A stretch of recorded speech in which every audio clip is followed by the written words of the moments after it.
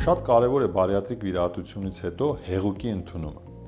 Այն բավականին կարևոր դեր եւ նշանակություն ունի օրգանիզմի համար։ Վիրահատությունից երկրորդ օրվանից սկսած մենք մեր հիվանդներին, բուժառուներին անպայման խորհուրդ ենք տալի, որ հիվանդը ընդունի օրեկան լիտրուկեսից մինչև 2 լիտր հեղուկ, որի մեջ մտնում են եւ կոմպոտները եւ ջուրը սովորական։ Քանի որ գիտեք հիվանդների բուժառուների մոտ ընդունված է, որ ստամոքսը փոքրանում է եւ բնականաբար նրանք շատ ճիշտ են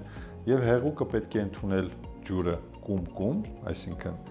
1-2 կում անելով եւ 10-20 րոպեն մեկ անընդհատ հեղուկի ընդունում։ Ինչու փոքր չափաբաժիններով, քանի որ մեծ չափաբաժինները ընդհանրապես կարող են առաջացնել ցավ եւ սրտխառնոց։ Եթե հիվանդը բուժառուն ընդունում է սնունդ, ապա հեղուկի ընդունումը պետք է անի